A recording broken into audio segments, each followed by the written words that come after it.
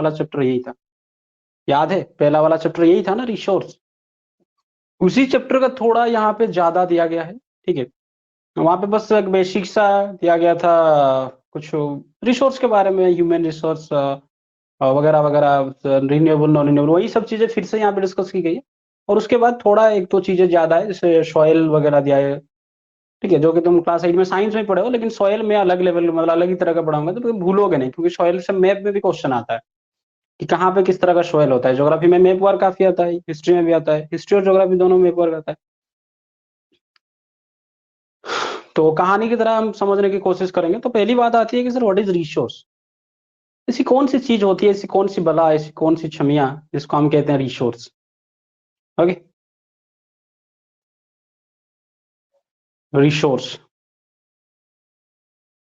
Resource का मतलब तुम पढ़े होगे, वहां पे था सर, एनीथिंग इन आवर, मतलब anything which is available in our environment, okay, which can be satisfy human needs, और which can satisfy our needs, जो हमारी जरूरत को पूरा करने वाले ऐसी चीज जो हमारे वातावरण में, हमारे चारों ओर, हमारे एनवायरनमेंट में अवेलेबल है, दैट इज कॉल्ड रिसोर्स। ये क्लास 8 का डेफिनेशन है, ठीक है। तो मैंने कहा कि एनीथिंग, कुछ भी चीज जो हमारे एनवायरनमेंट में अवेलेबल है और वो हमारे क्या करता है, नीड्स को, जरूरत को फुलफिल करता है, that particular thing is known as resource. यही हमने पढ़ा था। लेकिन यहाँ पे और तो तीन चीजें यहाँ पे एक्स्ट्रा ऐड कर दी गई है, कहाँ पे, क्लास 10 में, रिसोर्स के डेफिनेशन में। वही सेम चीजें हैं, anything which is available in our environment and can satisfy human needs, जो इंसान की जरूरत को पूरा करने वाली चीज, जो उसके वातावरण में, वातावरण कहते हैं एटमोस्फियर हो जाता है, उसके पर्यावरण जिसको हम कहते हैं एनवायरनमेंट, उसके चारों तरफ जो अवेलेबल होता है, उसको हम क्या कहते हैं, दैट इज कॉल्ड रिसोर्स। लेकिन यहाँ पे तीन चीजें एक्स्ट्रा दिया गई है। First one is technologically accessible. वही जो रिसोर्स होगा उस डेफिनेशन के साथ अगर तुम तीन चीज जोड़ दोगे, टेक्नोलॉजिकली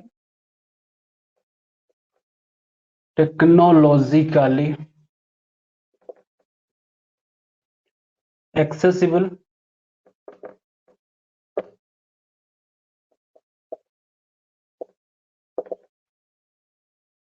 इकोनॉमिकली फिजिबल और कल्चरली एक्सेप्टेबल।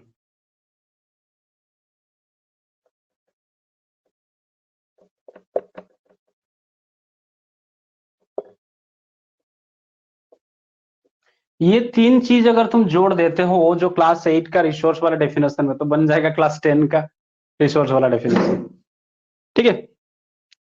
तो इस तीनों टर्म को अच्छी तरह से समझने की कोशिश करेंगे कि sir what is the meaning of first one, that is क्या है, टेक्नोलॉजिकली एक्सेसिबल। टेक्नोलॉजिकली एक्सेसिबल मतलब देखो, जैसे हम कहते हैं कि तुम्हें इस साइट को एक्सेस करने का, एक्सेस जो हम कहते हैं मतलब वहां तक पहुंचने का, पहुंच, ठीक है। मतलब कोई भी एक रिसोर्स है जहां तक पहुंचने के लिए हम, हमारे पास उस लेवल का टेक्नोलॉजी होना चाहिए, ठीक है। रिसोर्स की अगर हम बात करें, जैसे मैंने, अगर तुम शायद नहीं पढ़े होगे, मैं जब पढ़ा रहा था क्लास 9 का पेनिनसुलर प्लेटू जब मैंने डिस्कस किया था, तो वहां पे बताया था कि जो हमारा डेक्कन प्लेटू, मतलब जो डेक्कन पेनिनसुला के अंदर एक होता है डेक्कन प्लेटू, महाराष्ट्र वाला एरिया में, जिसको हम डेक्कन ट्राप भी कहते हैं, वहां पे भी बहुत ज्यादा नेचुरल रिसोर्सेज अवेलेबल है, समझना बड़े ध्यान से।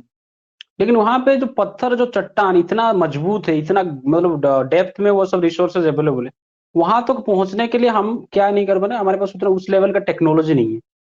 इसको आसान भाषा में समझो यार। जैसे हम सब जानते हैं सर, वाटर का जो होता है, वाटर, पानी किससे बना है? पानी, पानी का फॉर्मूला क्या होता है? वाटर का फॉर्मूला H2O होता है।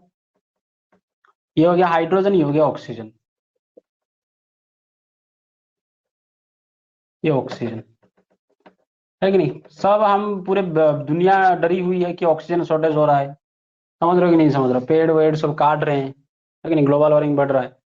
तो अगर मान लो कि किसी बंदे ने ये वाला टेक्नोलॉजी डेवलप कर दिया कि पानी को तोड़ के उससे हम क्या निकाल सकते हैं, ऑक्सीजन और हाइड्रोजन निकाल, हालांकि ये टेक्नोलॉजी है, लेकिन ये काफी ज्यादा, इसको हम हाइड्रोलिसिस प्रोसेस भी कहते हैं, तुमने सुना होगा। हाँ, ये टेक्नोलॉजी, लेकिन ये टेक्नोलॉजिकल इतना एक्सेसिबल नहीं है, ये जो टेक्नोलॉजी है, लेकिन इतने मास तरीके से ये प्रोड्यूस नहीं कर पाता है। हम अलग कर सकते हैं, लेकिन ये काफी ज्यादा, मतलब उसको लेबोरेटरी में करना पड़ेगा, ये वो। जैसे मान लो कि रिसेंटली हमारे जो कोरोना में एक दिक्कत हो गया कि ऑक्सीजन जो सप्लाई शॉर्टेज हो रहा है, और ऑक्सीजन तो एटमोस्फेयर है ही, लेकिन जो मरीज तक ऑक्सीजन पहुंचाने के लिए क्या चाहिए, ऑक्सीजन सिलेंडर चाहिए। तो इसलिए, और ऑक्सीजन सिलेंडर में भरने के लिए ऑक्सीजन जो एयर का ऑक्सीजन होता है, ठीक है नहीं, मतलब हमारे 78% क्या होता है वहां पे, नाइट्रोजन भी होता है, N2 होता है, और 21% हमारा होता है O2 होता है। तो कुछ फ्रांस ने पहली बार क्या किया, फ्रांस ने एक हमें दिया, मतलब एक प्लांट बनाया, मतलब बिल्कुल बनाने में मदद की, ताकि वो क्या करेगा, डायरेक्टली उसको प्लांट को अगर हम लगा देते हैं कहीं पे, तो डायरेक्टली क्या करेगा, जो एयर से ऑक्सीजन, जो एटमोस्फेयर से ऑक्सीजन को खींच के, मतलब ये सब एयर से लेगा ऑक्सीजन, उसमें ऑक्सीजन को अलग करके रख देगा, और ये बाकी सब जा रहे जो बाकी से गैसेस हैं उन सबको छोड़ देगा। समझ रहे हो कि नहीं समझ रहे हो? तो हम बात कर रहे थे कि ऐसे रिसोर्स रिसोर्स हम उसी को कहेंगे जो कि टेक्नोलॉजिकली एक्सेसिबल, मतलब हमारे पास उस लेवल का टेक्नोलॉजी हो, जाके हम क्या कर सकते हैं, उसको हासिल कर सकते हैं, या तो वहां पर हम पहुंच सकते हैं। जैसे मान लो अंटार्कटिका में कहा जाता है कि वो काफी ज्यादा, साइंटिस्ट ने पता लगा कि अंटार्कटिका के नीचे काफी ज्यादा क्या है, हमारा आयरन और वगैरह बहुत सारे मिनरल्स। इवन तुम अगर बात करो हमारे इंडियन ओशन में भी, ठीक है, काफी ज्यादा मैंगनीज वगैरह वहां पे भी काफी ज्यादा देखने को, मतलब नीचे, तो हम सबको पता है, लेकिन वहां पे उसको एक्सट्रैक्ट करने में काफी ज्यादा पैसा खर्च हो सकता है, मतलब उस लेवल का टेक्नोलॉजी जिससे हम मास प्रोडक्शन कर सकते हैं। समझ रहे हो कि नहीं समझ रहे हो? जैसे जो हमारा सेलेस्टियल बॉडीज की अगर हम बात करें, स्पेस की, स्पेस में ऐसे ऐसे एस्ट्रॉयड को ढूंढा गया है, ठीक है, जो एस्ट्रॉयड बेल्ट कहाँ कहाँ पे है, हमारे अर्थ और सॉरी मार्स और जुपिटर के बीच में एस्ट्रॉयड बेल्ट होता है। उस बीच में कुछ एस्ट्रॉयड ऐसे होते हैं जहां पे इतने खतरनाक खतरनाक सब, मतलब खतरनाक तो नहीं कह सकते, इतना अच्छा अच्छा मेटल एलिमेंट्स मिले हैं, लेकिन उनको यहां तक लाना स्पेस में कौन जाएगा, वहां पे माइनिंग करेगा, एस्ट्रॉयड माइनिंग। हाँ, हालांकि नासा इस पे काम कर रहा है, आने वाले शायद हमारे जमाने में ऐसा हो ना सके तुम्हारे जमाने में अगर हो जाए तो क्या पता। तो ये सब चीजें देखो, मैं मेनली मैं समझाना चाहता हूँ कि टेक्नोलॉजिकल एक्सेसिबल की बात कर रहे हैं हम, आयरन और करें मिल जा रहा है हमें, तो अब टेक्नोलॉजी है, हम वहां से निकल सकते हैं।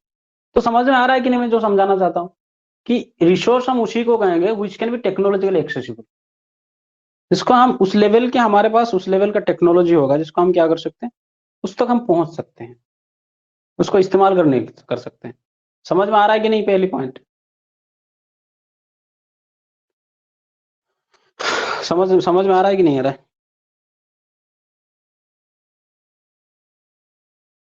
दूसरी पॉइंट कहता है कि सर इकोनॉमिकली फिजिबल, इसका मतलब होता है कि जिसको हम कहते हैं कि आमदनी अठन्नी खर्चा रुपया, इस लेवल का बात, एक मुहावरा होता है, आमदनी अठन्नी खर्चा रुपया, मतलब किसी चीज को तुमने खरीदा लेकिन उसका मेंटेनेंस में ज्यादा पैसा खर्च हो रहा है, ठीक है। तो मतलब इसको हम समझने की कोशिश करते हैं कि सर इकोनॉमिकली फिजिबल का मतलब क्या होता है। मान लो कोई भी एक रिसोर्स है जिसको हम क्या कर रहे हैं, एक्सट्रैक्ट करने के लिए या फिर उसको इस्तेमाल में लाने के लिए हम क्या करते हैं, हमें वहां पे इन्वेस्टमेंट करना पड़ेगा, पैसा खर्च करना पड़ेगा। लेकिन वहीं पे अगर बात करें, छोड़ा इधर उधर की बात है, सीधे आ जाओ, केजीएफ देखे हो कि नहीं मूवी, केजीएफ देखे कि नहीं? क्या चाहिए रे तेरे को दुनिया, सलाम रॉकी भाई, देखे हो कि नहीं देखे हो? केजीएफ नहीं देखे? मूवी वूवी नहीं देखते?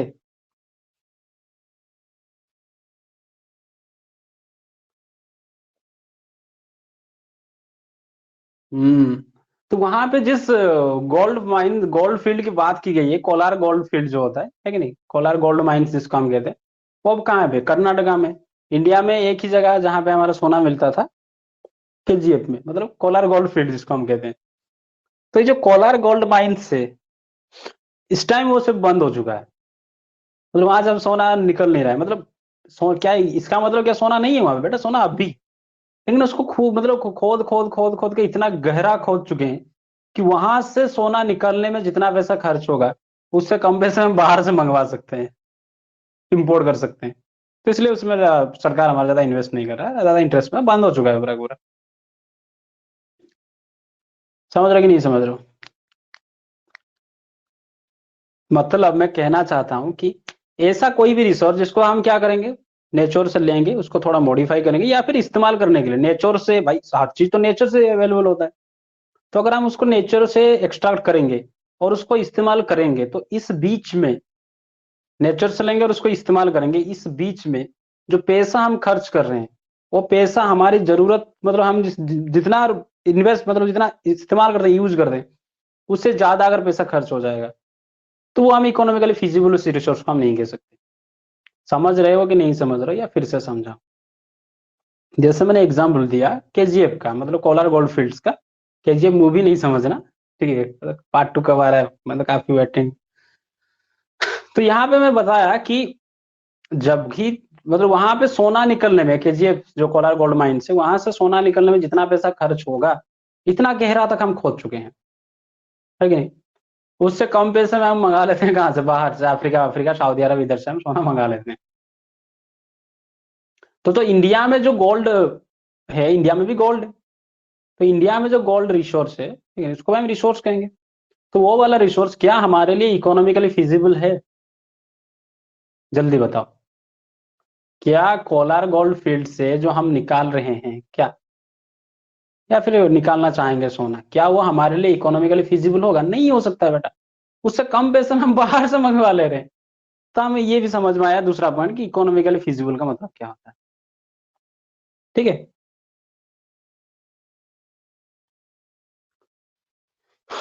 चलो उस तरह से बहुत से एग्जाम्पल, अगर मैं बोलूं तो एक रिसेंटली वेनेडियम सुने हो? वेनेडियम अरुणाचल प्रदेश में पहली बार मिला है इंडिया में, ठीक है, वो काफी ज्यादा ऊर्जा निकालने में जरूरी पड़ता है वेनेडियम, थोड़ा गूगल करना इसको।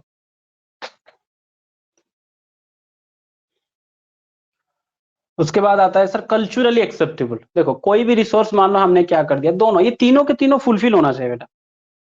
किसी भी एक रिसोर्स को हम रिसोर्स तब कहेंगे जब ये तीनों के तीनों जो कंडीशन को फुलफिल करेगा। पहले हमने समझ लिया कि sir what is technological accessible. Technological accessible हमने समझ लिया सर टेक्नोलॉजी उस लेवल का होना चाहिए जिसको हम इसको इस्तेमाल कर सकते हैं, एक्सट्रैक्ट कर सकते हैं।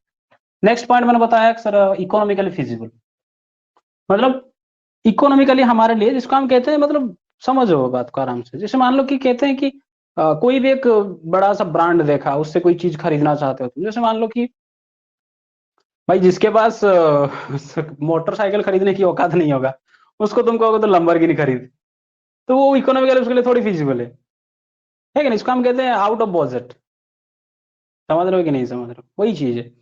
दूसरा आता है कल्चरली एक्सेप्टेबल। कल्चरली एक्सेप्टेबल मतलब क्या होता है? कल्चर मतलब होता है, देखो हमारा सोसाइटी, मेनली यहाँ पे ध्यान से समझना, हमारा सोसाइटी। क्योंकि कल्चर कहाँ से निकलता है भाई? सोसाइटी, जब सोसाइटी बनता है सोसाइटी से ही निकलता है कल्चर, है कि नहीं? कल्चर क्या होता है? कल्चर ट्रेडिशन, जो रीति रिवाज हम कहते हैं, संस्कृति, अगर इसको हम अच्छी हिंदी में वर्ड में बोलना चाहें, संस्कृति, कल्चर, ट्रेडिशन, परंपरा जिसको हम कहते हैं। तो बात हो रही है कि सर कल्चरली एक्सेप्टेबल भी होना चाहिए। समझना ध्यान से। जैसे हमने कहा कि हमारे सोल्जर के लिए, समझना, हमारे सोल्जर जो हैं उनके लिए रिसोर्स क्या है? उनके लिए रिसोर्स क्या है भाई? Gun and bullet. बाकी तो बहुत से मतलब वेपन्स हैं, लेकिन अगर हम नेचुरल जनरली बात करें, कोई भी एक सोल्जर की पहचान क्या होता है? उसकी गन, और गन, खाली गन क्या करेगा? बुलेट, है कि नहीं? समझना ध्यान से।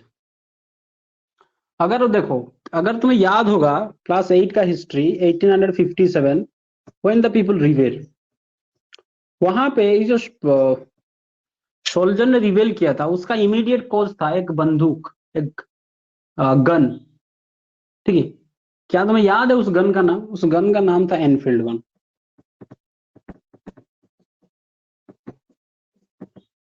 ठीक है? याद आ रहा है कुछ कुछ? अरे वो मंगल पांडे वाला स्टोरी याद नहीं है?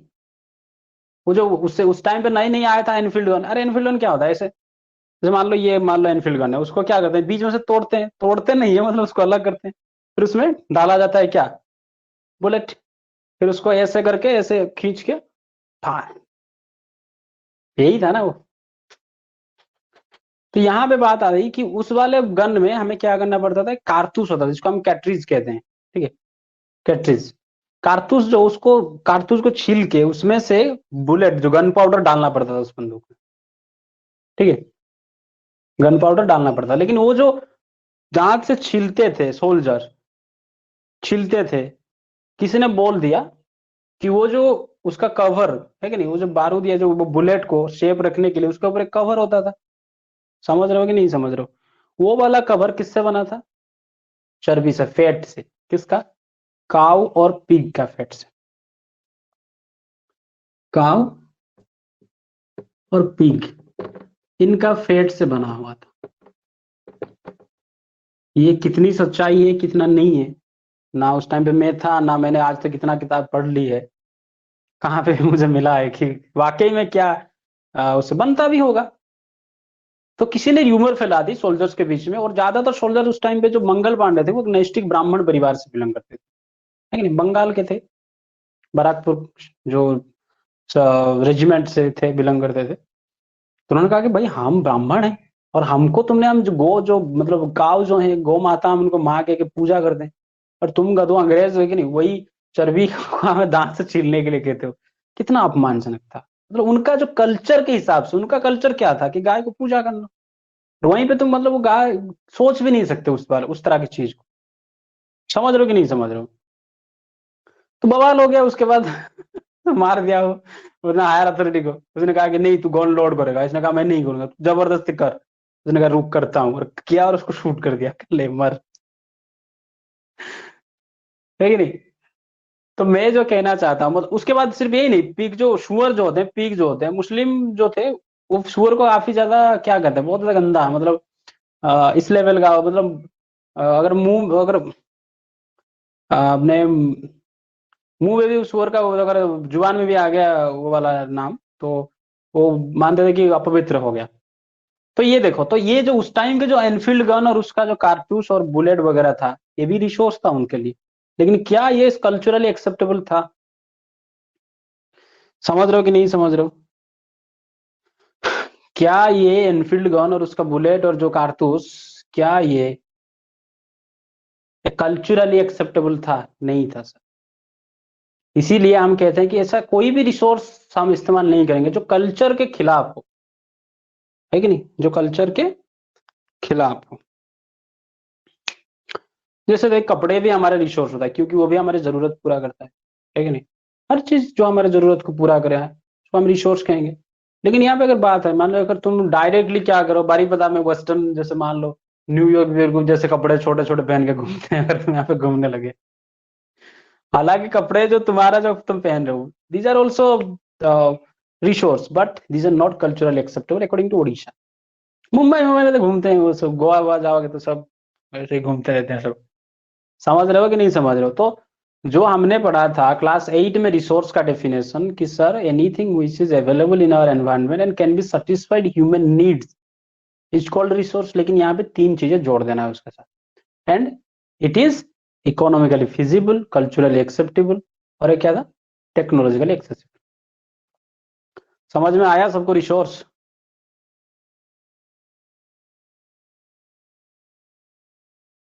समझ में आया? यस। चलो आगे बढ़ते हैं अब बात करते हैं हम किसके बारे में, टाइप्स ऑफ, जो अलग अलग टाइप्स ऑफ रिसोर्स हमने देखा है, ठीक है, हमारे एनसीईआरटी की किताब में भी।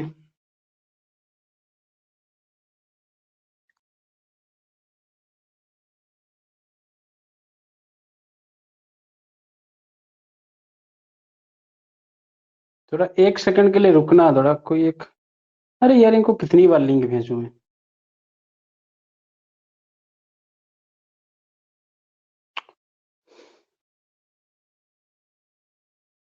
बवाल मचाते रखते हैं सब।